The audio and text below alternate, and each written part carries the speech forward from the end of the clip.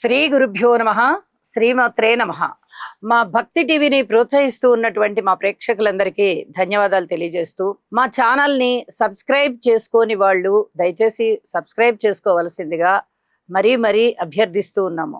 మీరు ఇచ్చేటటువంటి ప్రోత్సాహము మేము మరిన్ని వీడియోలు చేయడానికి మాకు ఉత్సాహాన్ని ఇస్తుంది అని చెప్పి తెలియజేస్తూ, ఈ వారం రాశి ఫలితాలు ఎలా ఉన్నాయి తెలియచెప్పుకునే ముందర గ్రహస్థితులు ఎలా ఉన్నాయో తెలియచెప్పుకుందాం. మేషరాశిలో కుజుడు, వృషభ రాశిలో రవి బుధ చంద్రులు, మిథున రాశిలో గురు శుక్రులు, సింహరాశిలో కేతువు, కుంభరాశిలో రాహువు, అలాగే మీన రాశిలో శనిగారు. ఇక వారాంతంలోకి 23వ తేదీ మే దగ్గరికి వెళ్ళేసరికి చంద్రుని యొక్క సంచారము మాత్రమే సింహరాశిలో కేతువుతో కలిసి సంచరిస్తూ ఉన్నది. ఇక గ్రహ సమ్మేళనాల యొక్క ఫలితాలు, దృష్టుల యొక్క ఫలితాలు ఏ విధంగా ఉన్నాయి అనేది ఇప్పుడు తెలియచెప్పుకుందాం. గ్రహ స్థితులు ఏ విధంగా ఉన్నాయి అంటే, మేషరాశిలో కుజుడు ఉన్నారు, వృషభ రాశిలో చంద్ర బుధ రవిలు, మిథున రాశిలో శుక్ర గురువు, సింహరాశిలో కేతువు, కుంభరాశిలో రాహువు, ఇంకా మీనరాశిలో శనిగారు ఉన్నారు. ఇక వారాంతమైనటువంటి 23వ తేదీ ఆ రోజునున్న గ్రహస్థితులు ఏమిటి అంటే, మారినటువంటి గ్రహస్థితులు చంద్రుని యొక్క సంచారము సింహ రాశిలోకి వచ్చి కేతువుతో కలిసి ఉన్నది. ఈ ఒక్క గ్రహమే మారి ఉన్నందువల్ల మిగతా గ్రహాలు వార ప్రారంభంలో అంటే 17వ తేదీ మేన ఏ రాశులలో సంచరిస్తున్నాయో అవి అక్కడనే సంచరిస్తూ ఉన్నాయి. ఇక గ్రహ సమ్మేళనాల యొక్క ఫలితాలు గాని, దృష్టుల యొక్క ఫలితాలు గాని ఏ విధంగా ఉన్నాయో ఒకసారి తెలియజెప్పుకుందాం. శనిగారి యొక్క తృతీయ దృష్టి ఉచ్చ చంద్రుడి మీద, బుధుని మీద, రవి మీద పడుతూ ఉన్నది. అయితే ఈ శారీరక పరమైన రుగ్మతలు ఉండడానికి అవకాశం ఉంది. వైద్య విద్య చదువుకునేటటువంటి విద్యార్థులకి చాలా వెసులుబాటు కలిగేటటువంటి అవకాశం కనిపిస్తోంది. అలాగే వైద్య విద్య గాని, వైద్యపరంగా ఉద్యోగ వ్యాపార వ్యవహారాలు ఏవైనా కూడా చాలా బాగా జరిగేటటువంటి పరిస్థితి కనిపిస్తోంది. అలాగే కుజుని యొక్క స్వస్థాన స్థితి గాని, చంద్రుని యొక్క ఉచ్చస్థితి గాని చాలా మేలు చేస్తూ ఉంటుంది. ఇక గురువు గారి యొక్క నవమ దృష్టి రాహు మీద పడుతూ కొన్ని నాస్తిక వాదనలని బలపరిచే విధంగా ఉంటుంది అని కూడా తెలియచెప్తూ ఉన్నాను. ఇక గ్రహ సమ్మేళనాల గురించి ఆలోచిస్తే, చంద్ర బుధ రవి 3 గ్రహాల యొక్క కలయిక వృషభ రాశిలో జరుగుతుంది. అంటే ఇక్కడ బుధాదిత్య యోగం పడుతూ రవి చంద్రుల కలయిక కూడా జరుగుతున్నందున ఇక్కడ చాలా వరకు మానసికమైనటువంటి భావాలు కొద్దిగా బలహీనం అయ్యేటటువంటి పరిస్థితి. అది ఎవరెవరికి ఉంటుంది అనేది ఆ రాశులకి సంబంధించి చెప్పుకోవాలి. రాశుల వివరాలు చెప్పేటప్పుడు తెలియచెప్పుకుందాం. ఇక అలాగే ఈ బుధాదిత్య యోగం చాలా మంచి యోగం, మనం ఎన్నోసార్లు తెలియచెప్పుకున్నాము. వృషభ రాశిలో ఉండడం వల్ల కూడా బుధాదిత్య యోగం చాలా మంచి ఫలితాలను ఇస్తుంది. ఇక గురు శుక్రుల యొక్క స్థితి సంచారము సమ్మేళనము అద్భుతమైనటువంటి ధనయోగాలను ఇస్తుంది. ఇద్దరు గురువులే.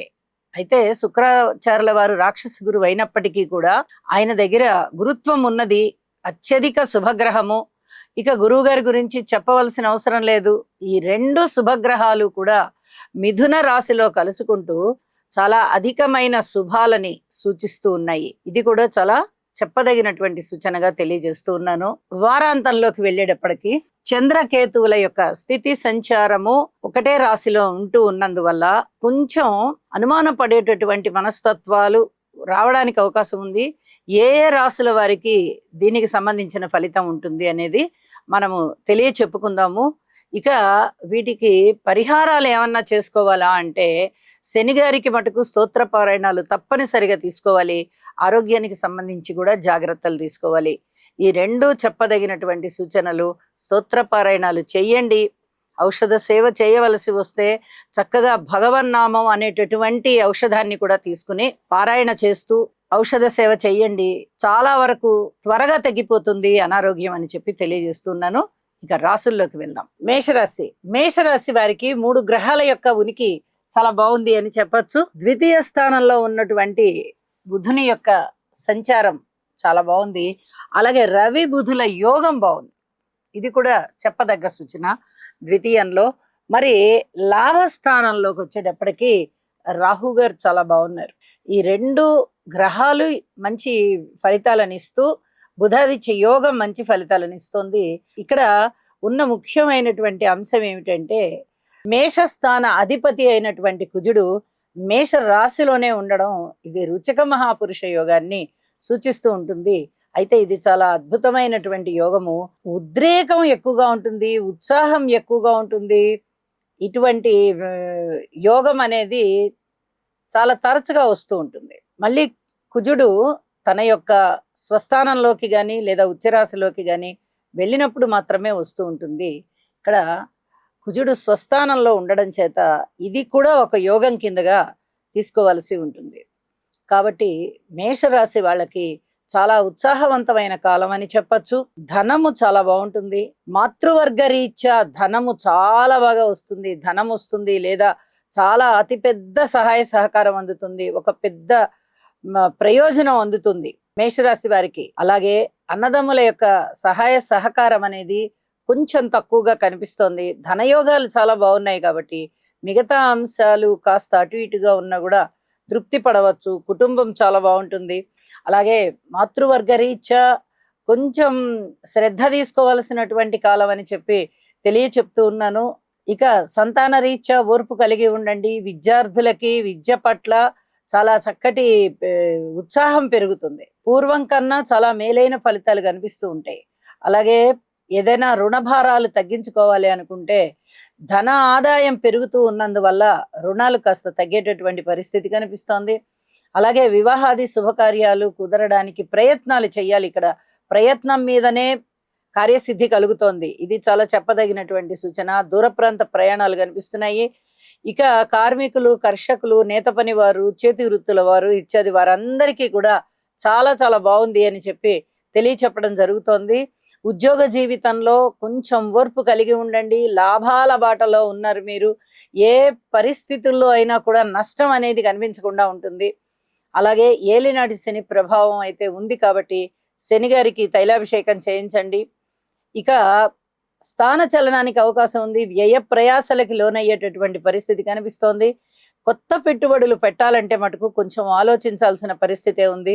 తొందరపడి పెట్టవద్దు. పాతవి ఇప్పటి వరకు ఏవైతే మీరు పెట్టి ఉన్నారో దానిలోనే కృషి చెయ్యండి.